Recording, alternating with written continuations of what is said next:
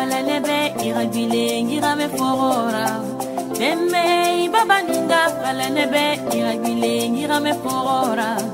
Imuti mirio kuimede irame kafera. Imuti fefe surude irame kafera.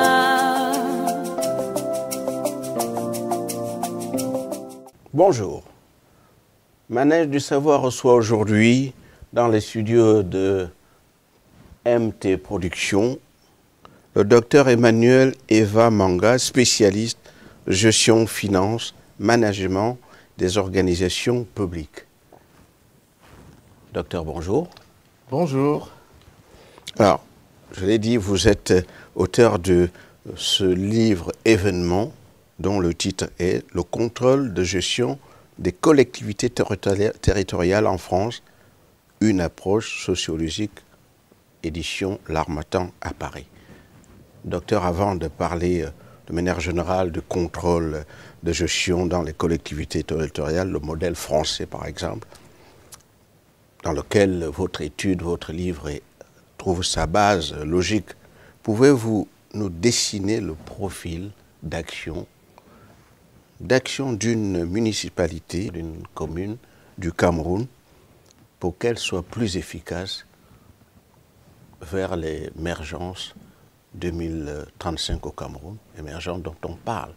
C'est-à-dire aujourd'hui, que doit être l'action de ce maire moderne au Cameroun, en sachant très bien que les maires responsables, les maires du Cameroun, n'ont pas forcément le savoir-faire, l'expertise telle que les maires en France pourront l'avoir ou l'ont.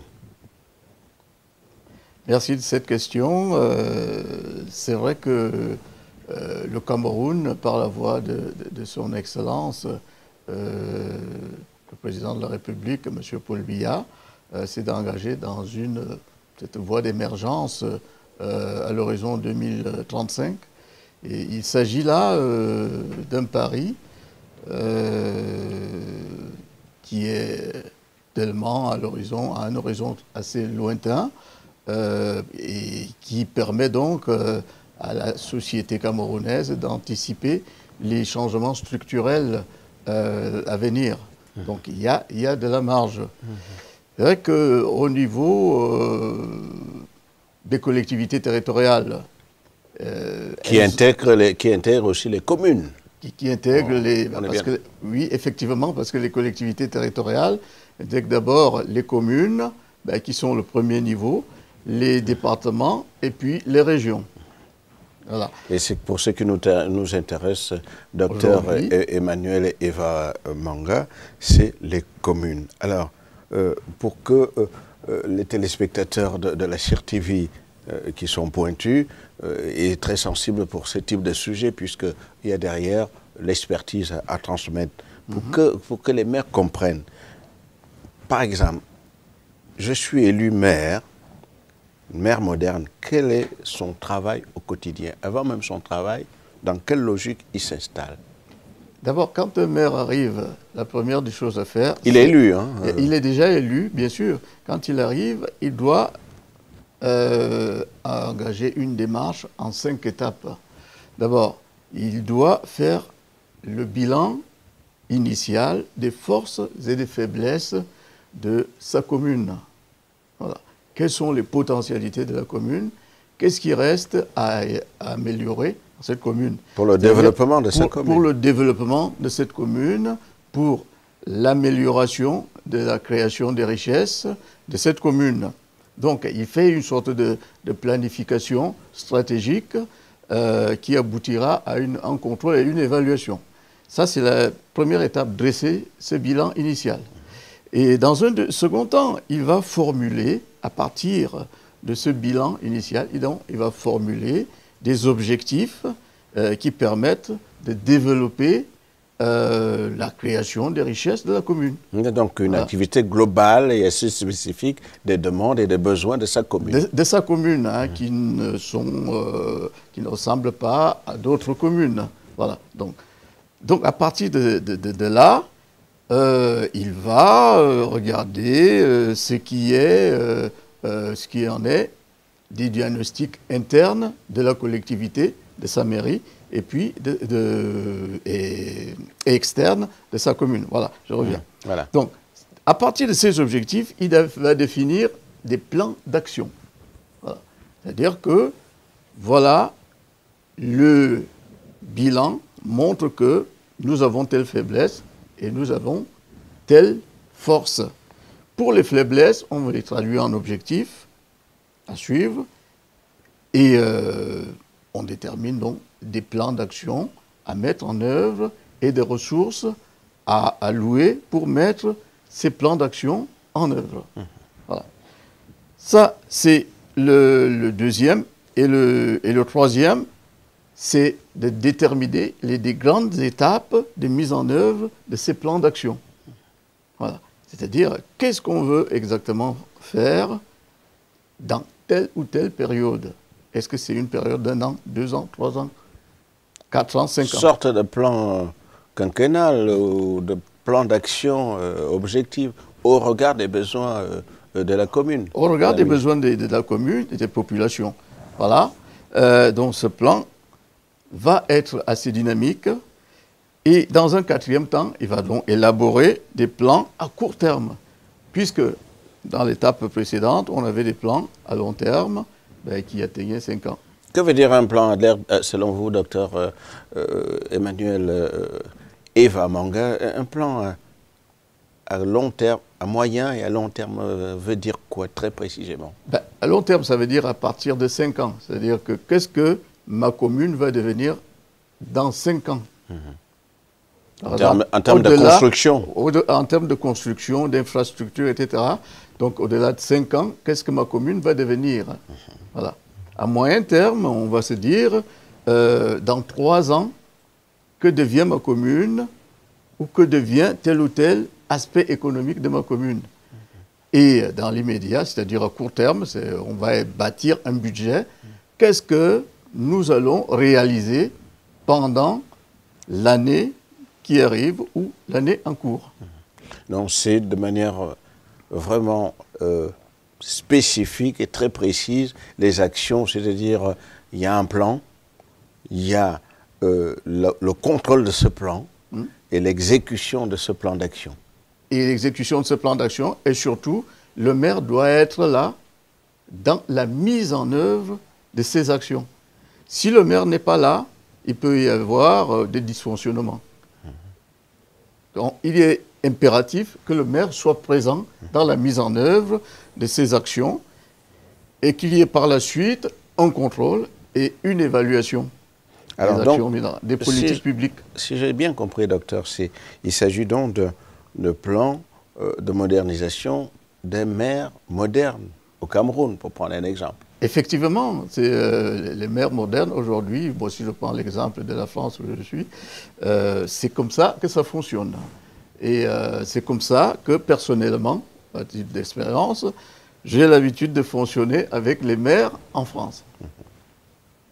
Et donc, d'après vous, spécialiste, est-ce qu'un maire d'une municipalité camerounaise a besoin d'une formation? Je dis, quelles sont les formations, en tout cas les qualités qui interviennent pour être un bon maire au regard de ce que vous venez de nous dire en tant qu'exigence pour aller vers plus de production plus efficace et donc vers l'émergence où toutes les communes, d'après ce que j'ai compris, toutes les communes du Cameroun doivent absolument produire les richesses pour le développement du Cameroun?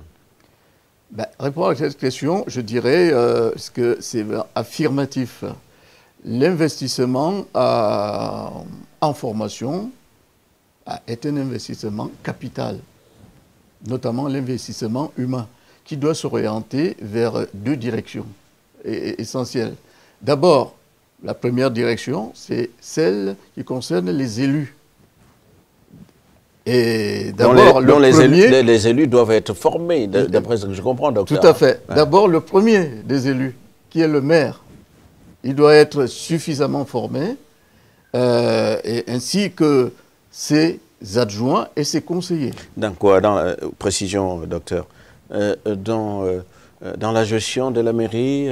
Dans quel domaine former? Bon, c'est un peu vaste. Merci de nous préciser quel type de formation spécifique, puisque nous sommes dans une logique des municipalités naissantes au Cameroun. D'abord, une formation dans ce que c'est qu'une mairie. Parce que mon expérience montre que, puisque je vais à l'étranger et en France, mon expérience montre que beaucoup de maires et d'élus ne savent pas ce que c'est qu'une mairie. Comment elle fonctionne, quelle structuration, quels sont les enjeux et quelles sont leurs limites par rapport au fonctionnement d'une mairie. Donc, si un maire n'est pas au fait de ces choses-là, il risque d'être à côté de la bonne résolution des problèmes. Donc pour vous, exigence d'une formation, des formations de tous les maires élus pour être efficaces, si j'ai bien compris. Exactement. Donc cette formation-là peut se dérouler en 2 temps. D'abord, un premier séminaire, je prends l'exemple de ce que je fais, un premier séminaire qui concerne uniquement les maires, pour leur donner le fonctionnement global de ce que c'est qu'une mairie, quels sont les enjeux, etc., etc.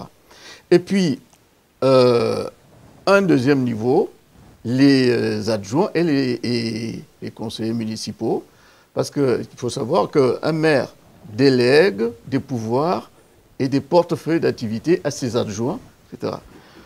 Un adjoint, par exemple, à l'urbanisme, à l'environnement ou au service technique, s'il n'est pas formé, il ne saura jamais piloter l'urbanisme, l'environnement ou les services techniques. Il ne saura même pas ce que c'est, que ça existe. J'exagère un peu, docteur, hein, mais non, c'est-à-dire on a le savoir, on ne l'a pas. Et en plus, vous le dites si bien, puisque nous sommes dans le manège des savoirs et qui justement, c'est l'espace où il faut transmettre l'expertise, les savoirs des uns et des autres.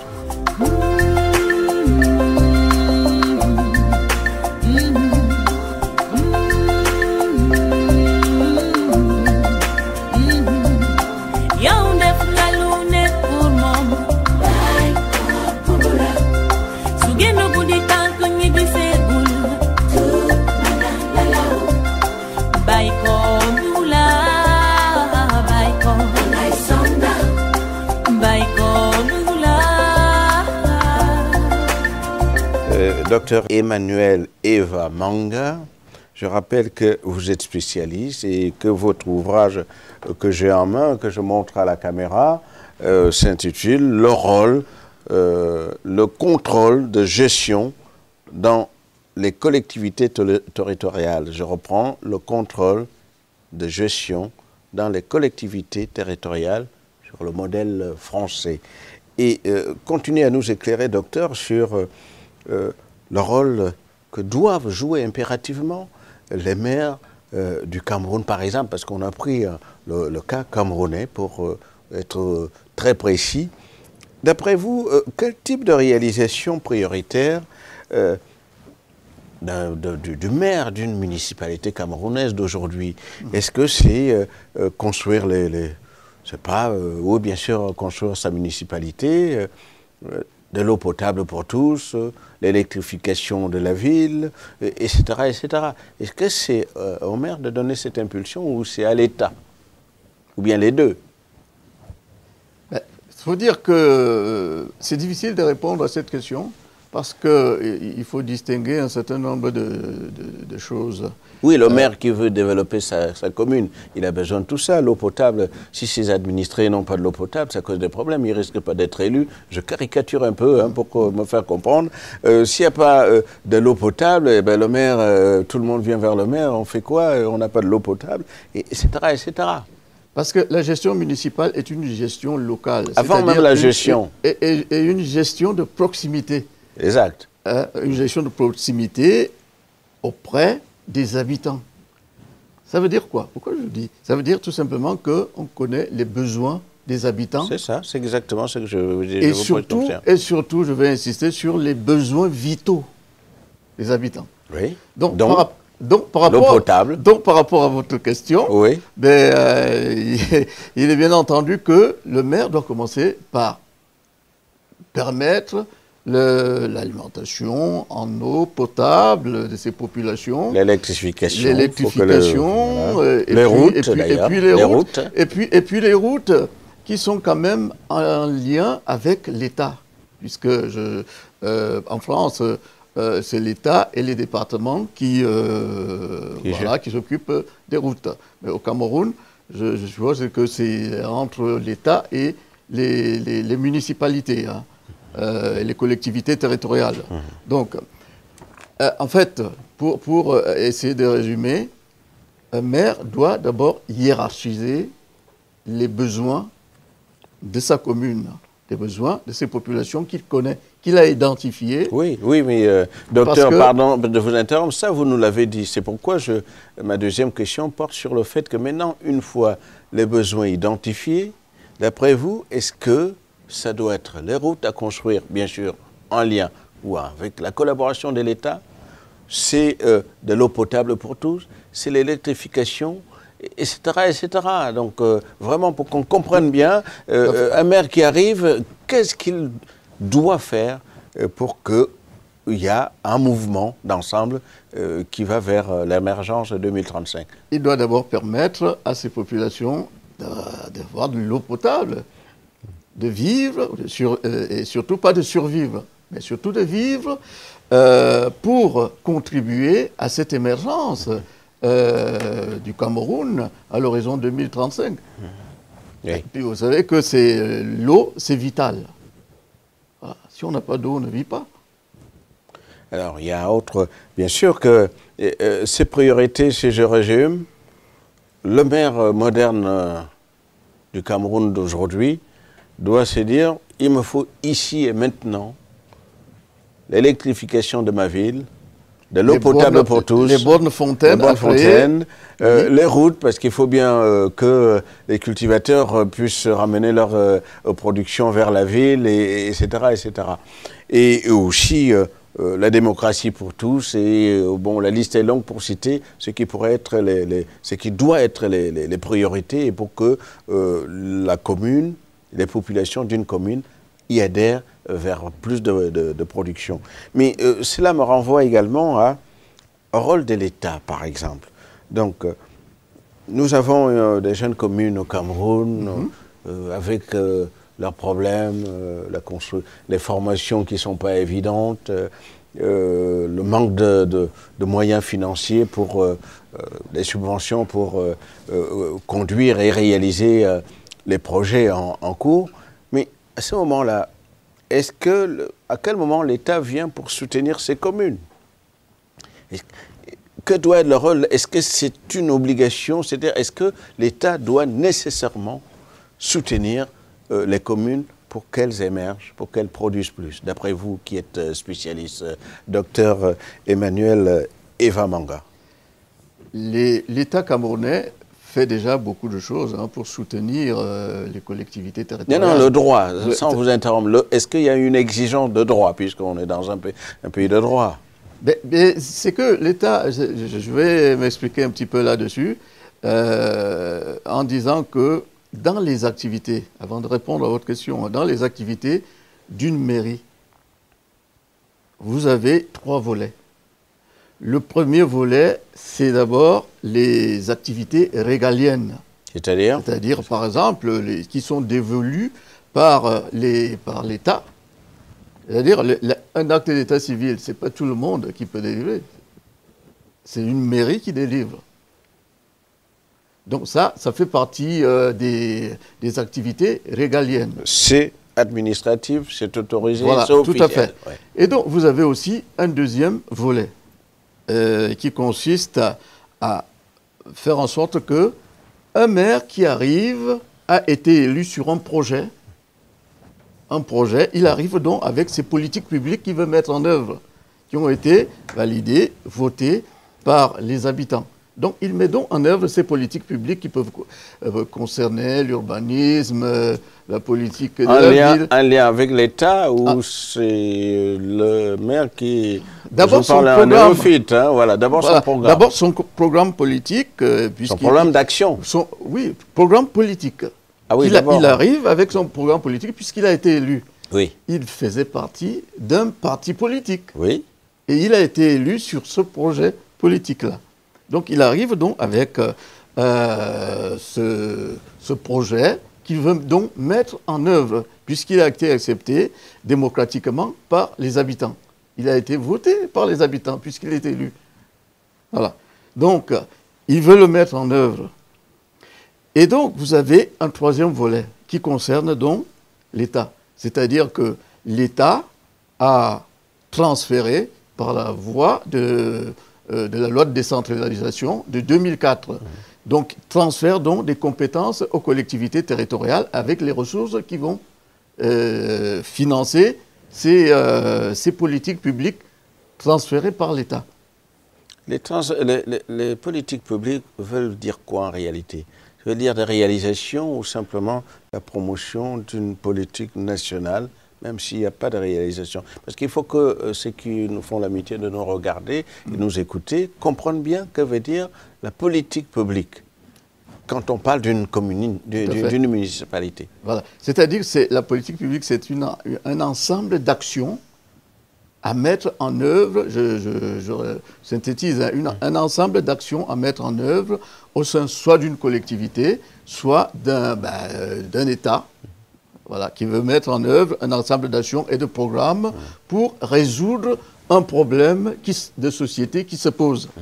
Dans une commune ou soit dans une commune, soit dans un pays comme le Cameroun. Voilà. Donc cet ensemble-là, l'État peut décider de transférer une partie de ses prérogatives vers les collectivités territoriales décentralisées, qui n'ont rien à voir avec la déconcentration des services de l'État, qui sont dans les régions. Donc l'État peut dire, voilà, moi, je voudrais qu'il y ait une proximité de traitement de ces actions et de ces programmes. Lesquels, par exemple, d'après votre expertise, l'État pourrait demander quel type de service? Enfin, un exemple. Citez-nous un exemple, par exemple. Par exemple, en France, les lycées, les lycées étaient gérés par l'État, notamment le personnel des lycées était géré par l'État. Et donc, compte tenu de la loi de décentralisation de 1982, la loi de fer, l'État a transféré la gestion de ces personnels des lycées vers les communes. Vers les collectivités territoriales. Voilà, dont les communes, dont les communes font partie. Les communes. Et a transféré aussi, par exemple, la gestion des routes au département. Et qu'est-ce qui décide ce type de transfert? Ça veut dire que les municipalités, et en tout cas avec leur maire, sont devenues, je dirais, aptes à gérer, mais vraiment pour elles-mêmes à gérer ce type de compétences, parce que c'est un transfert de compétences finalement. C'est l'État qui décide de transférer. Oui, il décide ensuite voilà, c'est-à-dire, c'est de la Constitution qui autorise quand même l'État à pouvoir transférer des compétences vers les collectivités territoriales, notamment les communes. Oui, docteur, je ne suis pas opposé. Oui. Au contraire, je dis transférer. Pour l'État, ça peut aussi être interprété comme, voilà, bon débarras, débrouillez-vous. Or, si c'est le transfert harmonieux et responsable, je peux me tromper, vous m'arrêterez, c'est de se dire, voilà, les municipalités sont compétentes pour s'occuper de des problèmes scolaires, etc., etc. Mais l'État reste regardant, en tout cas, contrôleur de ces actions qui s'appliquent sur le terrain. Effectivement. La loi de décentralisation de 2004 autorise ce transfert de compétences et de ressources. Et donc, laisse donc une autonomie de gestion aux communes. C'est-à-dire que vous gérez ce qu'on vous transfère, vous avez cette autonomie-là. Mais néanmoins, l'État a quand même un œil Oui. sur ce qui se passe. De contrôle. De contrôle sur ce qui se passe, notamment à travers le préfet et le sous-préfet. Docteur, on va continuer. Je pense que tout ce que vous avez, on ne pourra pas, dans le cadre d'un passage à une seule émission, faire le tour de la question. Mais très rapidement, docteur, Oui. qui doit assurer la sécurité des biens et des personnes dans une commune? Et c'est à la fois le maire et l'État Mais voilà un bel exemple de politique publique, c'est-à-dire la sécurité des Camerounais dans une commune. Donc il doit être... Bon, elle est d'abord premièrement dévolue à l'État. Voilà, parce que l'État doit assurer la sécurité de tous les Camerounais. Mais ça n'empêche pas une collectivité, compte tenu de son autonomie, de créer un service public de police municipale. Voilà. Alors, donc, docteur Emmanuel Eva Manga, une avant-dernière question. Pour vous, aujourd'hui, la priorité pour un maire moderne du Cameroun, c'est d'avoir donc ce package qui passe par la formation, par l'exigence des projets, par le souhait par sa compétence et son expertise de travailler avec l'État, c'est-à-dire comprendre très précisément ce qu'il faut faire pour développer une commune. Alors, docteur, apportez votre expérience, pour le coup, dans un pays comme le Cameroun en construction, en tout cas, les municipalités sont en construction. C'est quelque chose qui vous tente? C'est quelque chose qui me tente, effectivement. Je dirais que je suis prêt et disponible pour pouvoir apporter mon expertise, ma longue expérience des collectivités territoriales dans le cadre de la décentralisation. Je suis prêt. Parce que je le fais déjà dans d'autres pays. Je l'ai fait en France et en Europe. Je l'ai fait... Vous l'avez fait aussi au Gabon? Je l'ai fait aussi au Gabon, à Tunisie et à Libreville, où j'ai formé les cadres territoriaux, les maires, les députés et les sénateurs du Gabon. Voilà. Donc, je suis disponible.